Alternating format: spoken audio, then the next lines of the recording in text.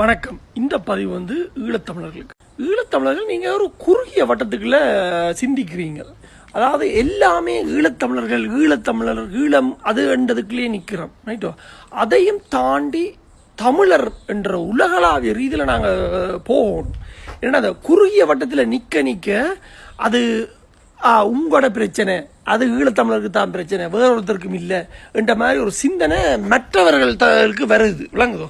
அப்போ அதை நீங்கள் மாற்றி அமைக்கணும்னா நீங்கள் ஈழத்தமிழர்கள் ஈழத்தமிழர் அதை என்று சொல்லாமல் இனிமேல் எல்லாத்துக்குமே தனி தமிழாக, அதாவது தமிழர் என்ற இதாக வையுங்க. இப்போ நான் அன்றைக்கு ட்விட்டரில் நின்று இருந்தேன்னா அப்போ அதில் ஒரு நேரில் போகுது. அதாவது இப்போ பொன் சிவகுமாரன் என்ற நினைவஞ்சலிக்கு நிகழ்ச்சி போகுது. அப்போ அதில் நிகழ்ச்சி தலைப்பு போட்டிருந்தது தமிழீழ மாணவர் எழுச்சி நாள் என்று தான் போட்டிருந்தது.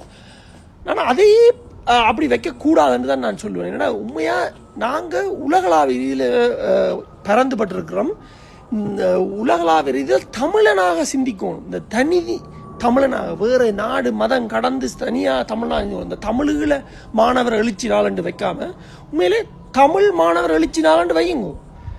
அது தமிழீழத்தில் முதல் நடந்ததாக இருக்கலாம், ஆனால் தமிழர்களுக்காகத்தான் அது நடந்தது. தமிழர்கள் தலைதுக்க வேண்டாம். அதுக்கு முதல்ல ஒரு தமிழர் நாடும் இல்லை. இன்னும் இதுவரைக்கும் தமிழனுக்குன்ற ஒரு நாடு இல்லை. அப்போ அது தமிழர் மாணவர் எழுச்சி நாளாக வைங்க. இப்படித்தான் பல பெயர்கள், எல்லா பேருக்கும் இந்த தமிழீழம் ஈழம் என்று வைக்காம தமிழர் அப்படி என்ற சிந்தனையில் அப்படி என்ற செயற்பாடில் செய்யணும் நான் ஆசைப்படுறேன்.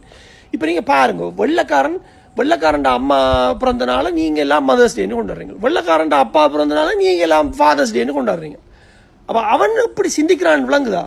தண்டை இது உலகளாவிய ரீதியில் பரப்புறான். தண்டை அம்மாவுக்கு அப்பாவுக்கு இதுன்றது மற்ற எல்லா அடிமைகள் எல்லாரையும் கொண்டாட வைக்கிறான். விளங்குதா? அப்போ இது அந்த அவன் சிந்தனை மாதிரி நாங்களும் ஒரு உலகளாவிய ரீதியில் இந்த என்ன சொல்லுவாங்க, we have to start thinking a bigger picture, right?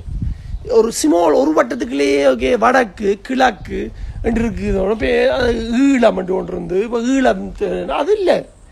அதையும் விட நாங்கள் குளோபலாக தமிழர்கள் எந்த நாட்டில் எங்கே இருந்தாலும், அது தமிழகமாக இருந்தானே, மலேசியா இருந்தானே, மொரிஷியஸாக இருந்தானே, ரீயூனியனாக இருந்தானே, எங்கே இருந்தாலும் தமிழனாக சிந்திக்கணும்.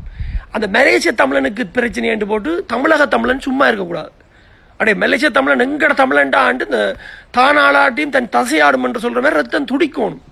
இப்போ மலேசிய தமிழன் பிரச்சனைனா ஈழத்தமிழன் போகணும். இந்த இப்படி ஒரு ஒரு எந்த இதுலேயும் தமிழன் ஒரு ஒட்டுமொத்தமாக சிந்திக்க துவங்கணும். ஒட்டுமொத்தமாக அதுக்கான பெயர்கள் அதுக்கான செயற்பாடுகளை இனிமேல் செய்யுங்க.